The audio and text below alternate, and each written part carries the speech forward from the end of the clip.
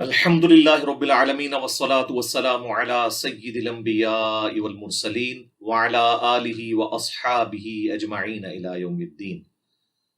الحمدللہ آج جمعۃ الوداع کا دن ہے، 1443 ہجری، 29 اپریل 2022۔ آج یوم قدس بھی ہے، اس کے حوالے سے بھی پوری دنیا کے مسلمان دعا کریں کہ اللہ تعالیٰ فلسطین کے مسلمانوں کو اسرائیل کے ظلم سے جلد از جلد نجات دلائے، آمین۔ آج اس ویڈیو کو ریکارڈ کرنے کا مقصد یہ ہے، میں نے آپ نے دیکھا کہ اتوار کا بھی انتظار نہیں کیا، ایون آج رات کو لائیو سیشن ہونا تھا اس کا بھی انتظار نہیں کیا۔ اس کی وجہ یہ ہے کہ ایک ایشو ہی بڑا کریٹیکل ہے، جس کی وجہ سے مجھے فوراً اپنا پوائنٹ آف ویو آپ لوگوں کے سامنے رکھنا پڑا، کیونکہ پوری دنیا سے لوگ رابطہ کر رہے ہیں اور پوچھ رہے ہیں جو کچھ رات مسجد نبوی شریف کے اندر ہوا پی ٹی آئی کے سپورٹرز کی جانب سے۔ اور بڑے ہی افسوس کا مقام ہے کہ پاکستان میں عمران خان صاحب حفظہ اللہ تعالی، مولانا طارق جمیل صاحب حفظہ اللہ تعالی اپنی وہ مجلس کر رہے تھے شب قدر کے حوالے سے، اور ان کے سپورٹرز مسجد نبوی میں مسجد نبوی شریف کی حرمت کو پامال کر رہے تھے۔ بڑے افسوس کی بات ہے۔ اب اس پوری صورتحال کے اندر سیاسی ایفیلیشن سے بالاتر ہو کر ہمیں سب سے پہلے اپنے ایمان کی فکر کرنی چاہیے۔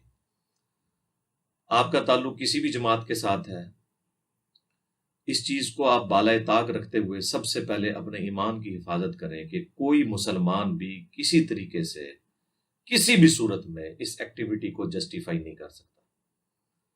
جو جسٹیفائی کرے گا وہ اس گناہ کے اندر برابر کا شریک ہوگا۔ کوئی لیم ایکسکیوز پیش ہی نہیں کرنا چاہیے، اور نہ ہم یہ کہتے ہیں کہ عمران خان صاحب نے یہ کروایا ہے، یا مولانا طارق جمیل صاحب یا نور الحق قادری صاحب نے ان چیزوں کو پروموٹ کیا ہوگا کہ ایسا ہو، ہم کبھی نہیں یہ کہہ رہے۔ لیکن اب اگر اس ایکٹیویٹی کے ہونے کے بعد یہ لوگ خاموشی اختیار کریں گے اور ویڈیوز میں آ کے اس کو کنڈیم نہیں کریں گے، تو ہم یہ سمجھیں گے کہ یہ پھر اس میں انڈائریکٹلی انوالو ہے۔ خدا نخواستہ، مجھے تو 100% امید ہے کہ انشاءاللہ عمران خان صاحب بھی، مولانا طارق جمیل صاحب بھی، نور الحق قادری صاحب بھی اسے کنڈیم کریں گے۔ یقیناً مجھ سے بہتر مسلمان ہیں وہ، میں کبھی ان کے بارے میں بدگمانی نہیں کروں گا کہ وہ اس قسم کی کوئی غلط ایکٹیویٹی کو سپورٹ کریں گے۔ اللہ سے ڈرنے والے لوگ ہیں۔ اور یہ بات یاد رکھیے گا، اگر خدا نخواستہ اس چیز کو انہوں نے کنڈیم نہ کیا تو آج کے بعد یہ میری بات یاد رکھیں کہ آپ کا ڈاؤن فال شروع۔ اب نہ اس دنیا کے اندر عزت آپ کا مقدر ہوگی اور نہ آخرت کے اندر، اگر آپ نے اس پہ مجرمانہ خاموشی اختیار کی۔ خدا نہ خواستہ ایسا ہو۔ ہم سے تو کوئی بالکل امید نہ رکھے کہ ہم کسی حوالے سے اس پوری ایکٹیویٹی میں کسی کا ساتھ دیں گے، اگرچہ آج تک علماء کی جانب سے جب بھی مذہبی کارڈ عمران خان صاحب کے خلاف یوز ہوا، یہودی ایجنٹ کے نام کے اوپر، یا گستاخ صحابہ کے نام کے اوپر، یا معاذ اللہ گستاخ رسول کے نام کے اوپر، ہم نے ہمیشہ عمران خان صاحب کو قرآن و سنت کے دائرے کے اندر سپورٹ کیا، جہاں پر غلطی تھی پازیٹیولی ہائی لائٹ کی، اور مخالفین کی گالیاں کھائیں اس بات کے اوپر۔ آج یہ جو موقع ہے، اب عمران خان صاحب کے بھی ایمان کا تقاضا ہے، وہ بار بار ریاست مدینہ کی بات کرتے ہیں، تو ان سے بڑھ کر تو کوئی اس کا حقدار نہیں ہے کہ کوئی اور شخص ان کے بہاف پہ آ کے اس واقعے کو کنڈیم کرے۔ یہ انہیں خود ہی کنڈیم کرنا ہوگا۔ مجھے آیات اور احادیث بتا کر مسجد نبوی شریف کی حرمت اور اس سے بھی بڑھ کر روضہ رسول صلی اللہ علیہ وآلہ وسلم کی عزت اور احترام بتانے کی کسی کو ضرورت نہیں ہے۔ جس طرح میری عقیدت وابستہ ہے، باقی مسلمانوں کی عقیدت وابستہ ہے، اسی طریقے سے عمران خان صاحب بھی، مولانا طارق جمیل صاحب بھی، اور نور الحق قادری صاحب کی بھی عقیدت یقیناً نبی الاسلام اور مسجد نبوی کے ساتھ وابستہ ہے، اس میں تو کوئی دوسری رائے نہیں۔ اب میں اسپیسیفکلی عمران خان صاحب سے ریکویسٹ کروں گا کہ آپ نے جو امر بالمعروف کے حوالے سے کمپین چلائی تھی، تو میں اب آپ سے ریکویسٹ کروں گا کہ اس سے بڑی کوئی امر بالمعروف نہیں ہے کہ ہمارے محبوب صلی اللہ علیہ وآلہ وسلم کی مسجد نبوی شریف، جہاں پہ آپ علیہ السلام کا اس وقت پریکٹیکلی روزہ مبارک بھی ہے، وہاں جو کچھ ہوا اس سے کوئی بڑا موقع نہیں ہے کہ جس پہ آپ آ کے پبلک سے آ کے آفیشلی اس واقعے کو کنڈیم کریں. یہ آپ کی اب ذمہ داری ہے. اس سے بڑا کوئی امر بالمعروف نہیں اور اس سے بڑا کوئی نہی عن المنکر نہیں ہے. اور اگر آپ نے خاموشی اختیار کی، ایٹ لیسٹ میں تو آپ کو مرتے دم تک کبھی بھی معاف کرنے کے لیے تیار نہیں ہوں گا، کیونکہ میرا ایمان اس کے ساتھ جڑا ہوا ہے. اگرچہ آپ پہ جب کبھی علماء نے حملہ کیا، سب سے پہلے میں نے فرنٹ سے لیڈ کر کے جتنی بات درست تھی وہ بیان کی، جہاں آپ کی غلطی تھی اسے ہائی لائٹ کیا اور میں نے دفاع کیا. آئندہ بھی کروں گا انشاءاللہ. لیکن اگر اس واقعے کے اوپر آپ کا کوئی بیان نہ آیا تو پھر میری طرف سے کوئی اس قسم کی امید نہ رکھیں.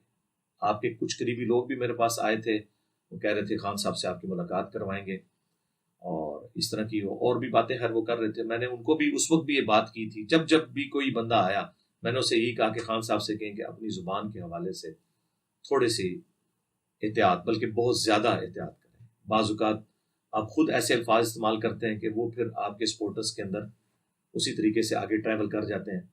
اور جب آپ ریاست مدینہ کی بات کر رہے ہیں تو پھر نبی صلی اللہ علیہ وآلہ وسلم والے اخلاقیات بھی آپ کے اندر ہونے چاہیے. اور آپ اپنے قریبی ساتھیوں کی بھی ذرا خیر خبر لیں. شیخ رشید صاحب نے کچھ دن پہلے ہی کہا تھا کہ حرم مکہ میں بھی ان کے خلاف آوازیں اٹھیں گی. اس سے تو لگتا ہے کہ یہ شاید آپ کو نہ بتایا ہو، لیکن آپ کی محبت میں انہوں نے کوئی پری پلان ایسا کیا ہو اور آپ کو پتہ نہ ہو. تو یہ اس قسم کے لوگ جو آپ کی کاز کو نقصان پہنچا رہے ہیں، یہ آپ کی جماعت کے اوپر خود کش حملہ آور بنے ہوئے ہیں. اپنی صفوں کے اندر انہیں تلاش کریں اور دیکھیں کہ ایسے لوگ بھی آپ کی صفوں میں موجود ہیں جن کا مذہب کے ساتھ کوئی لینا دینا نہیں ہے، اس کے باوجود وہ مذہبی کارڈ استعمال کر رہے ہیں. پچھلے دنوں دیکھ لیں وہ مفتاح اسماعیل صاحب کے حوالے سے جو آپ کی ایک ہے لیڈر، انہوں نے ٹویٹ کر دی تھی. مطلب خام خواہ ایک وہی کام جو مذہبی جماعتوں کے لوگ کرتے ہیں، وہ آپ کے ساتھی بھی اس طرح کا کام کرنا شروع ہو گئے. اس لیے خدا کے لیے اللہ سے ڈریں اور امت تک صحیح بات پہنچائیں. ہماری دعائیں آپ کے ساتھ ہیں. اللہ تعالیٰ آپ کے لیے آسانیاں فرمائے. کوئی زندگی ختم نہیں ہو گئی ہے. انشاءاللہ اگر اللہ نے چاہا، پاکستانی عوام نے آپ کو سلیکٹ کیا تو آپ دوبارہ بن جائیں گے. لیکن خدا کے لیے ایسی لیگیسی چھوڑ کے جائیں کہ لوگ آپ کو یاد کریں، نہ کہ یہ ہو کہ آپ کے مخالفین جو پولیٹیکل جماعتوں کے لوگ ہیں یا ایون مذہبی جماعتوں کے لوگ ہیں، وہ آپ کی لائف کو اور آپ کے ماننے والوں کی لائف کو ونریبل کر دیں اس قسم کی ایکٹیویٹیز کی وجہ سے. اور یہاں پہ میں یہ بھی عرض کروں کہ آپ کو پتہ ہے کہ سعودی حکومت نے بڑا سختی سے نوٹس لیا ہے اس کا. 60,000 ریال ہر بندے کو جرمانہ ہوا ہے، جو جتنے 150 کے قریب لوگ تھے. 5 سال کی قید، اور اس کے بعد انہیں وہاں سے نکال دیا جائے گا. اب مجھے بتائیں ان کے گھر کا خرچہ عمران خان صاحب یا طارق جمیل صاحب یا نور اللہ قادری صاحب اٹھائیں گے؟ انہوں نے تو اپنا مستقبل برباد کر لیا نا. اور میں آپ کو اب بتا دوں کہ اب اس واقعے کے بعد جب یہ اس طرح کی سزائیں ہوں گے تو آپ دیکھیں گے آندہ کوئی جرت بھی نہیں انشاءاللہ وہاں پہ کرے گا. یہ ہمارا ملک ہے جہاں پہ قانون کی کوئی حکمرانی نہیں ہے اور جس کا جو دل آتا ہے وہ کرتا ہے. تو خدا کے لیے جو لوگ اب وہاں پہ رہ رہے ہیں، 20 لاکھ کے قریب کم از کم پاکستانی ان عرب ملکوں کے اندر ہیں، آپ خدا کے لیے میں ہاتھ جوڑ کے آپ سے ریکویسٹ کرتا ہوں وہ اللہ سے ڈرے خدا کے لیے. اور عمران خان صاحب سے بھی کہ اپنے ماننے والوں کو سمجھائیں، اور طارق جمیل صاحب سے بھی کہ خدا کے لیے ان کو سمجھائیں. عرضی کر سکتے ہیں اور کیا کریں. اب رہ گیا کہ جو پولیٹیکلی اس طرح کی نعرہ بازی ہے، یہ تو عام مسجد کے اندر بھی جائز نہیں ہے. آپ نے کوئی چیز کرنی ہے آپ جا کے جوڈیشری کے سامنے کریں. مسجدیں اس کام کے لیے نہیں بنائی گئی. مسجدوں کا احترام ہر مسلمان کے اوپر فرض ہے. اور 3 مسجدیں یہ والی، ان کے بارے میں تو اسپیسیفکلی حدیث ہے صحیح بخاری اور صحیح مسلم دونوں میں کہ اللہ کے محبوب صلی اللہ علیہ وآلہ وسلم نے فرمایا کہ 3 مسجدوں کے سوا ایکسٹراڈنری ثواب کی نیت سے کسی اور مسجد کا سفر نہ کیا جائے سوائے ان 3 مسجدوں کے. اس میں مسجد نبوی شریف، بیت المقدس کی مسجد جو یروشلم میں ہے، اور تیسرا آپ علیہ السلام نے فرمایا میری مسجد نبوی. یعنی ان 3 مساجد کے اندر ایکسٹراڈنری ثواب کی نیت سے آپ سفر کریں گے، یہاں پہ نماز پڑھنے کا ثواب زیادہ ہے. اسپیسیفکلی مدینہ شریف کی حرمت کے حوالے سے تو بخاری مسلم میں کم از کم 50 احادیث موجود ہیں. اللہ کے محبوب صلی اللہ علیہ وآلہ وسلم کی حدیث ہے بخاری اور مسلم دونوں میں، اے اللہ مدینے کی محبت ہمارے دل میں مکے کی طرح کر دے، بلکہ اس سے بھی بڑھ کر دے۔ اے اللہ مدینے کے مد میں، سا میں برکتیں عطا فرما۔ یہ میئرمنٹ کے انسٹرومنٹس تھے، جس طرح ہمارا یہ کلو گرام اور لیٹرز یوز ہوتے ہیں۔ بخاری مسلم کے الفاظ ہیں، اے اللہ تیرے ابراہیم خلیل اللہ نے مکے کو حرم بنایا تھا اور میں مدینے کو حرم بناتا ہوں۔ بخاری مسلم کے الفاظ ہیں، نبی الاسلام نے فرمایا، جس نے مدینے میں بدعت کو جاری کیا اس پہ اللہ کی لعنت، اللہ کے فرشتوں کی لعنت اور تمام لعنت کرنے والوں کی لعنت، اور قیامت کے دن اللہ تعالیٰ نہ اس کا کوئی فرض قبول کرے گا اور نہ کوئی نفل قبول کرے گا۔ پھر اسپیسیفکلی مسجد نبوی کے حوالے سے اس کا بھی جو پورشن ہے ریاض الجنہ، اس کے حوالے سے صحیح بخاری اور صحیح مسلم دونوں میں حدیث موجود ہے۔ نبی الاسلام نے فرمایا، میرے گھر سے میرے ممبر تک جنت کے ٹکڑوں میں سے ایک ٹکڑا ہے، جسے ہم ریاض الجنہ کہتے ہیں۔ اسی پہ امام بخاری نے باب باندھا ہے کہ قبر رسول سے ممبر رسول جنت کا ٹکڑا ہے، کیونکہ پریکٹیکلی اس وقت نبی صلی اللہ علیہ وآلہ وسلم اور ان کے جانثار ساتھی سیدنا ابوبکر و عمر رضی اللہ تعالی عنہما علیہم السلام کی قبریں اس ریاض الجنہ والے پورشن کے اندر ہیں۔ تو یہ جنت کے ٹکڑوں میں سے ایک ٹکڑا ہے۔ اسی لیے صحیح بخاری میں آتا ہے، حضرت عمر جو ہے وہ اسپیسیفکلی دعا مانگا کرتے تھے، اللہم ارزقنی شہادتا فی سبیلک واجعل موتی فی بلد رسولک صلی اللہ علیہ وآلہ وسلم، اے اللہ مجھے اپنے راستے میں شہادت کی موت دینا اور نبی الاسلام کے شہر مدینہ میں موت دینا۔ اللہ تعالیٰ نے ان کی یہ خواہش پوری کی، انہیں مسجد نبوی شریف میں زخم لگے اور اس سے بھی بڑھ کر روضہ رسول میں ساتھ دفن ہوئے۔ وہ بھی صحیح بخاری میں حدیث ہے، آپ نے اپنے بیٹے کو بھیجا سیدہ عائشہ کے پاس، کیونکہ آپ کا معدہ کٹ گیا تھا، جو کچھ کھاتے تھے وہ نکل جاتا تھا، آپ کو یہ یقین ہو گیا کہ اب میں نہیں بچ پاؤں گا۔ تو انہوں نے کہا کہ سیدہ عائشہ سے جا کے سلام عرض کرنا، اور انہیں یہ نہ کہنا کہ امیر المومنین نے بھیجا ہے، بلکہ کہنا عمر بن خطاب اپنے دو ساتھیوں کے ساتھ دفن ہونا چاہتا ہے، نبی علیہ السلام اور سیدنا ابوبکر کے ساتھ۔ تو جب انہوں نے جا کے عرض کی تو سیدہ عائشہ نے کہا کہ یہ جگہ تو میں نے اپنے لیے رکھی تھی، لیکن آج میں عمر کو اپنے پہ ترجیح دیتی ہوں۔ عبداللہ ابن عمر نے جب یہ خوشخبری آ کے سنائی تو سیدنا عمر نے کہا کہ میرے لیے اس سے بڑھ کے کوئی چیز نہیں تھی کہ میں نبی علیہ السلام کے ساتھ دفن ہوتا، اور کہا کہ جب میں مر جاؤں پھر میری لاش کو لے جانا اور سیدہ عائشہ سے پوچھنا، اگر انہیں اجازت دی تو دفنانا، ادروائز مجھے بقیہ غرقد مسلمانوں کے قبرستان میں دفنا دینا۔ ہو سکتا ہے انہوں نے میرے روب کی وجہ سے اجازت دے دی ہو، یعنی یہ ان کی انٹینشن تھی۔ تو سیدنا عمر کا وہاں پر دفن ہونے کی خواہش اللہ تعالیٰ نے پوری کر دی۔ جامعہ ترمذی میں حدیث ہے کہ ہو سکے تو مدینے میں مرو، جو مدینے میں مرے گا میں اس کی شفاعت کروں گا، اور صحیح مسلم میں حدیث ہے کہ جو مدینے کے مصائب پہ صبر کرے گا میں اس کی شفاعت کروں گا۔ یہ تو اتنے زیادہ مطلب ہے۔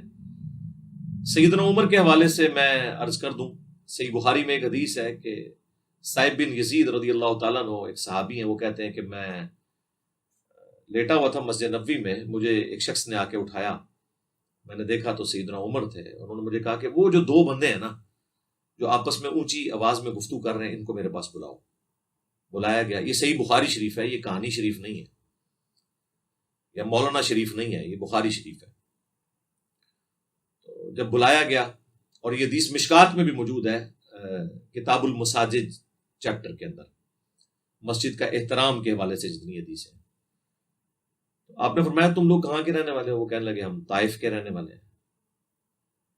تو آپ نے فرمایا اگر تم مدینے کے رہنے والے ہوتے، یعنی اجنبی لوگ نہ ہوتے، اور تم مسجد نبوی کی حرمت کو سمجھنے والے ہوتے، تو میں تمہیں یہاں پر کوڑے لگواتا کہ تم رسول اللہ کی مسجد میں اپنی آواز کو بلند کر رہے ہو، یعنی نبی علیہ السلام کی مسجد میں۔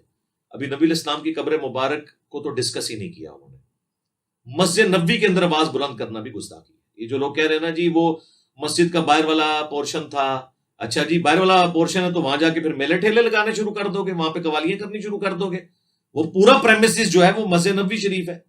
یہ آپ نے کون سے بہانے جو ہے اپنے پولیٹیکل لیڈر کی محبت میں گانے شروع کر دی ہیں کہ اب آپ لوگ یہ فرق کریں گے، وہ چھتریاں نظر نہیں آ رہی ہیں آپ کو؟ وہ پریمیسز پورے کا پورا مسجد نبوی شریف کا ہے، اس کا پورا احترام ہے، اور وہ مدینہ شریف کا حصہ ہے۔ مدینہ کی حرمت کو تو پامال نہیں کیا جا سکتا اس طریقے سے۔ نبی علیہ السلام کا روزہ مبارک بھی اب پریکٹیکلی مسجد نبوی کے اندر آ چکا ہوا ہے، اور اس کے حوالے سے تو اسپیسیفکلی آیات ہیں قرآن حکیم میں سورۃ الحجرات کے اندر. آج بھی نئی کنسٹرکشن میں بھی ابھی سعودی حکومت نے پہلے تو ایک آیت لکھی تھی، اب انہوں نے 2 آیتیں بلکہ ختم نبوت والی آیت بھی لکھ کے اوپر لگا دی ہے. یا ایھا الذین آمنوا لا ترفعوا اصواتکم فوق صوت النبی، اے اہل ایمان اپنی آواز کو بلند نہ کرو نبی علیہ السلام کی آواز سے، اور ان کے حضور اس طریقے سے گفتگو نہ کرو جس طرح آپس میں کرتے ہو، ایسا نہ ہو کہ تمہارے اعمال برباد کر دیے جائیں اور تمہیں خبر بھی نہ ہو. اور صحیح بخاری میں موجود ہے کہ یہ اسپیسیفکلی آیات نازل ہوئی حضرت ابوبکر اور عمر کے بارے میں، عام بندوں کے بارے میں نہیں. بخاری کے الفاظ ہیں کہ سیدنا عبداللہ ابن ملیکہ تابعی کہتے ہیں قریب تھا کہ اس مخلوق کے 2 بہترین لوگ برباد ہو جاتے، یعنی ابو بکر اور عمر، وہ برباد ہو جاتے جب انجانے میں انہوں نے آپس میں گفتگو کرتے ہوئے نبی علیہ السلام کی موجودگی میں اپنی آوازوں کو بلند کیا، حضور سے نہیں بدتمیزی کی، آپس میں.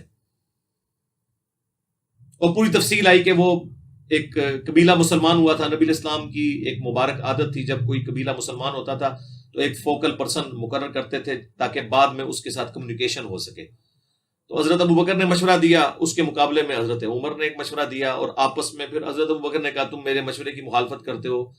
اس میں ان کی آپس میں تلکرامی ہوئی، آواز بلند ہوئی، اور اللہ نے کہا کہ تمہارے اعمال بھی اے ابوبکر عمر برباد ہو جائیں گے اگر تم نے نبی علیہ السلام کی موجودگی میں اپنی آوازوں کو بلند کیا اور تمہیں خبر بھی نہیں ہوگی.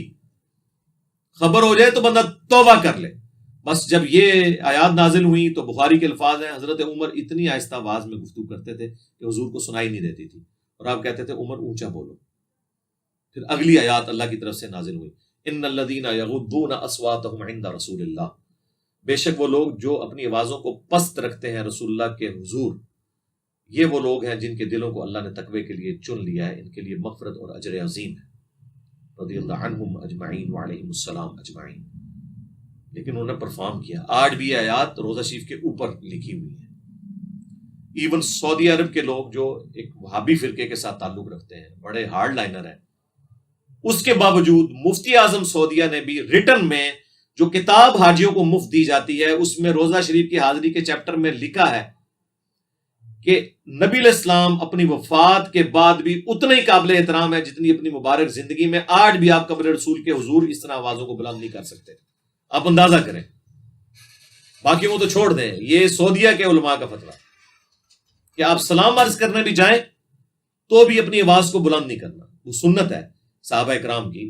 4 کتابوں میں موجود ہے، المصنف ابن ابی شیبہ میں، سنن الکبریٰ البیہقی کے اندر، الموطا امام مالک کے اندر، اور فضل الصلاۃ علی النبی کے اندر، کہ عبداللہ بن عمر جب بھی سفر پہ جاتے یا واپس آتے مسجد نبی میں 2 نفل پڑھتے اور اس کے بعد روزہ شریف پہ حاضر ہو کے عرض کرتے السلام علیکہ یا رسول اللہ، پھر السلام علیکہ یا ابا بکر، السلام علیکہ یا عمر، اور ایک روایت میں یا ابتا، اے میرے باپ آپ پر سلام ہو.